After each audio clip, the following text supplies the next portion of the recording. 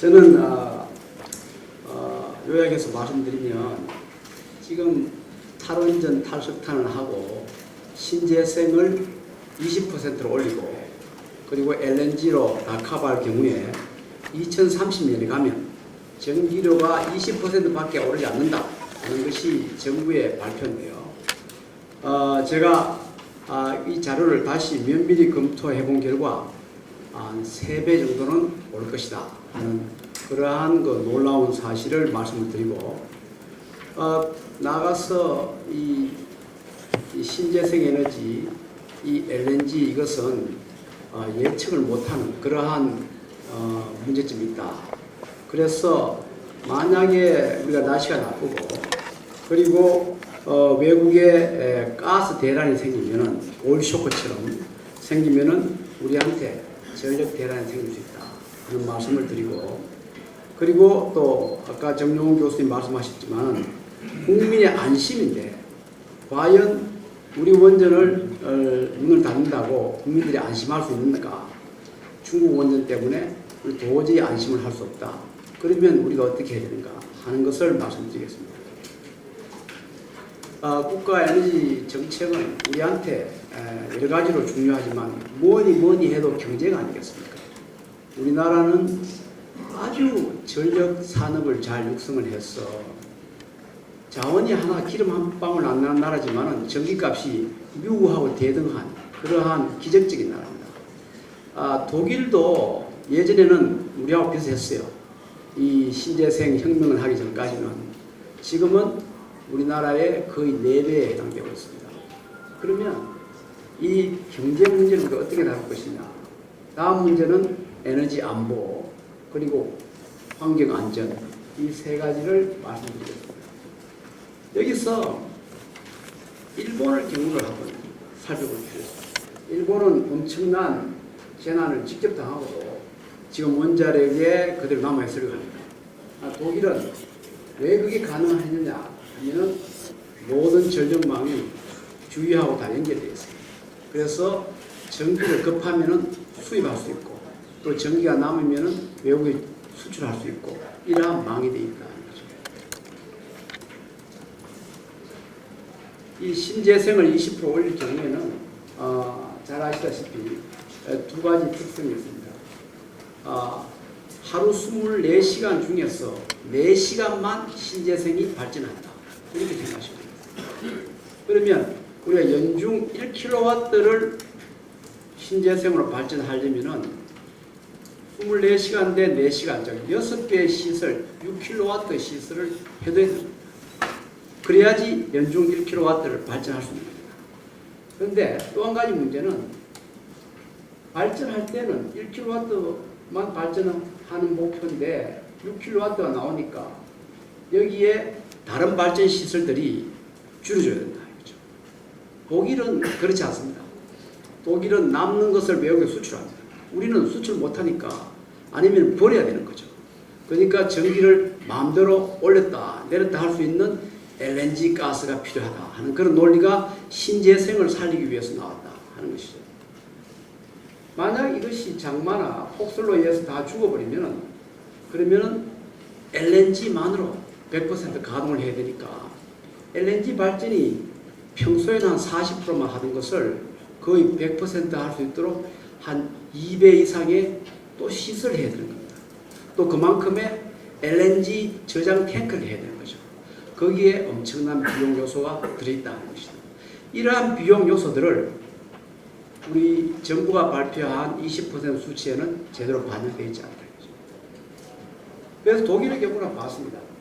독일은 이제까지는 이 신재생이 작았기 때문에 주변에 전기를 팔고 수입하고 하는 양이 적어서 충격이 적었습니다. 점점 이제 신재생이 한때 85%가 올라가니까 주변국에 전기를 마구 던지는 거예요. 어떤 데는 덤핑으로 오히려 돈을 주고 던집니다. 상당한 낭비를 하는 거죠. 그러니까 주변국에서도 전기가 남을 때 막 던지니까 그러니까 쇼크가 오는 겁니다. 전압이 불안정해지고 주파수가 떨어지고 자기들이 정전 사태가 생기니까 이제 주변국들이 차단 장치를 하기 시작했습니다. 언젠가는 독일이 우리나라처럼 섬나라가 될 정도로 전기적으로. 이러한 일들이 지금 진행되고 있으니까 독일 내에서 난리가 나고 있습니다. 그래서 이러한 복잡한 이 소위 전력 요금 이 체계를 제가 시설을 얼마나 많이 해야 되는가, 그리고 이 우리가 실제 전기료가 각각 전원비로 얼마가 들어가야 되는가. 또 한 가지는 우리나라는 땅이 좁습니다. 그래서 이 독일은 평지라서 태양광 풍력이 많지만 우리는 바람도 적고 하니까 주로 태양광을 써야 되는데, 처음에는 평지에 하면은 가격이 쌉니다. 지금은 태양광이 싼 이유가 대부분 다 평지에 하니까 적게 추산되어 있는 거죠. 점점 우리가 20%를 하려고 하면은 이제 비탈기로 가야 되는 거죠. 거기에는 시설비가 점점 올라갈 수밖에 없다. 그러니까 지금의 신재생 가치로 가지고 미래를 예측하는 것은 굉장히 저평가를 할 수밖에 없다 이거죠.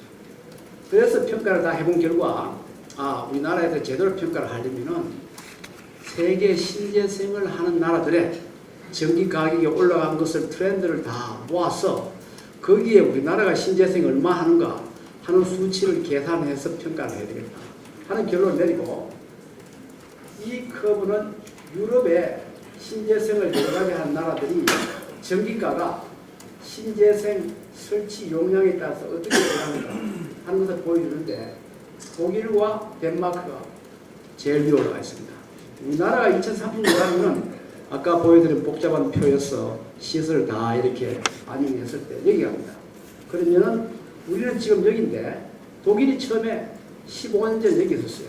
그러다가 독일의 전기 가격의 이 이력을 제가 쭉 살펴보니까 어떻게 왔냐 하면은 신재생 함으로써 이 커브를 따라왔습니다. 이렇게 따라와서 결국 2010년에는 여기 있다가 2015년에 와서 여기 왔습니다. 그러니까 저 커브가 신재생 설비를 늘어가면서 우리가 모르는 이것을 촉진하기 위해서는 많은 이 신재생에 대한 지원금을 줘야 됩니다. 그것은 결국 일반 수용가들이 세금으로서 약 한 50%를 부담을 하고 있습니다. 또 송전선을 새로 많이 깔아야 됩니다. 지금 독일은 동부에 풍력이 많은데 그쪽에 풍력이 모여 있으니까 그 지방에 전기 쇼크가 오고 있습니다. 그래서 송전선을 깔아야 되는데 주민들의 반대로 송전선을 못 깔고 있습니다. 거의 전력 아우토반, 그래서 송전선을 큰 걸 3개를 하자 그러는데 꼼짝을 못하고 있습니다. 그러한 문제들을 다 우리가 포함한다면 저는 전력 요금이 2030년까지는 3.3배가 될 것이다 하는 것을 말씀드립니다. 또 한 가지는 2011년 9월 15일에 대정전 사태가 있었습니다. 기억하실지 모르겠는데 병원이 문제가 생기고 이 철강 산업들이 쇠가 물려가지고 그대로 굳은 바람에 엄청난 손실이 생기고 여러 가지 전자부품 업체들이 자동화된 공정들이 물리고 또 이 금융권에서 은행에서 여러 가지 처리가 복잡해지고 하는 그런 문제들이 생겼었죠. 이러한 전력 대란이 왜 생기느냐? 과거를 돌아보면은 노무현 대통령 때 우리 전력 예비율이 좀 많다고 이제 원자력은 좀 뒤로 미루고 가스 발전을 하자. 그래서 이 가스 발전을 주 정책으로 했었는데 그 후에 가스 가격이 폭등하니까 가스 발전은 주로 민자가 합니다. 그 민자 투자를 안 하니까. 그래서 그 효과가 10년 후에 대정전이라는 사태가 생겼던 거죠. 만약 우리나라에 이 신재생을 늘리려고 하다가 과감한 세금 때문에 국민들이 저항을 하게 되면은 그만큼의 혜택을 신재생하는 사업자들한테 못 주게 되면은 신재생 사업자들도 또 만약에 LNG 사업자는 충분한 혜택을 못 주게 되면은 그 사업자들이 똑같이 사업을 지연할 가능성이 있는 거죠. 지금 원전 가동을 중단하면은 이제 부지가 해제되고 더 이상 원전을 할 수 없는 대못을 박는 겁니다. 만약 그러한 사태가 생긴 다음에 이러한 사업들이 지연되면은 10년 후에는 우리한테 전력 대란이 또 생길 수 있습니다.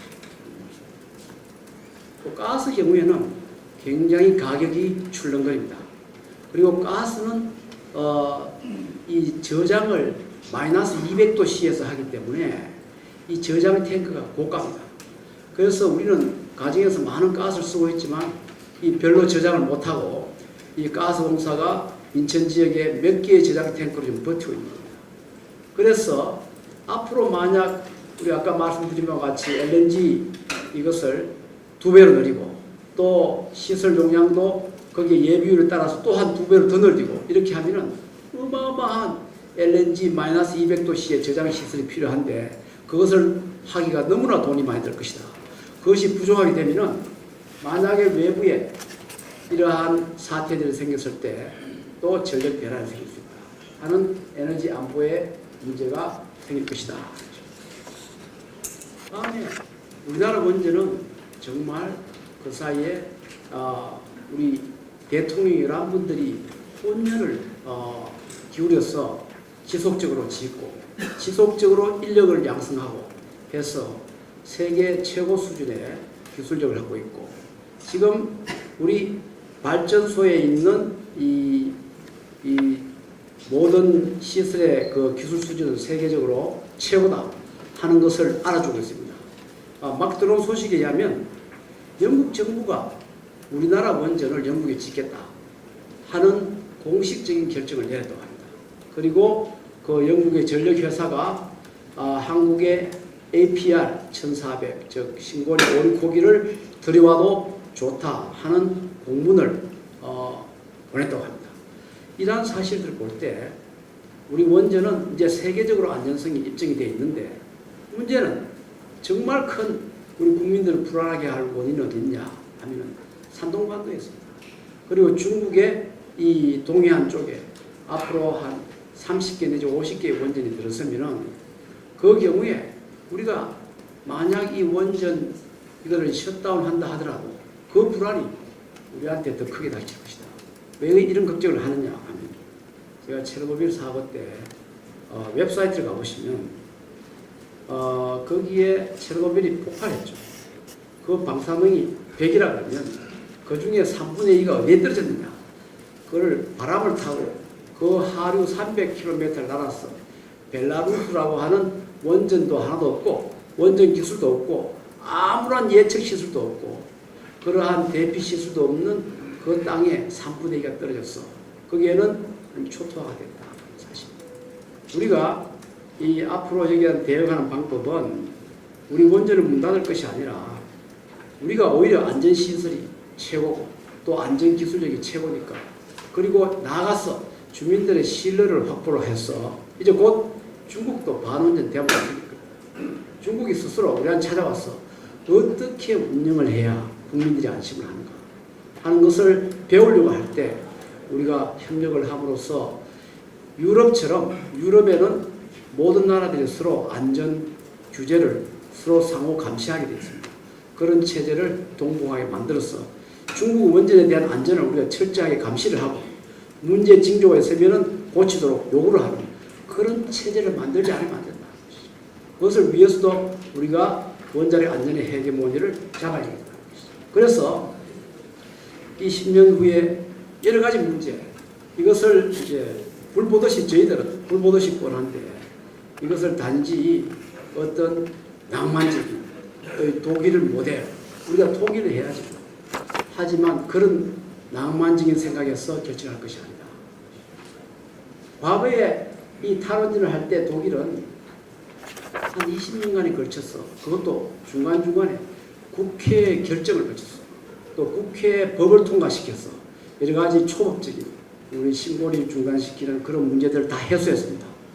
마찬가지로 스위스, 벨기에, 스웨덴 전부 다 국회가 나서가지고 이것을 초법적인 문제들을 다 정리를 해가면서 이것을 통과할 수 있습니다. 대만만이 아무것도 없이 같이 하다가 지금 대란을 막고 있습니다. 그래서 저는 이제는 이 문제는 이 전 세계가 정권이 바뀌면은 모든 게 다 뒤집힙니다. 지난 정권 하는 걸 전부 다 안 합니다. 에너지 정책만 또 교육 정책만 식량 정책만은 절대로 그래서는 안 된다 하는 것이죠. 그래서 그것은 어떻게 안정적으로 할 것이냐. 가장 합리적으로 우리 사회적인 합의를 모을 국회가 나서야 된다. 그래서 한번 원자력 이 사태가 시범적으로 국회가 법적으로, 사회적인 합의적으로, 그리고 장기적인 안정성을 위해서 나서 주시기를 부탁드리면서 제 말씀을 마치겠습니다.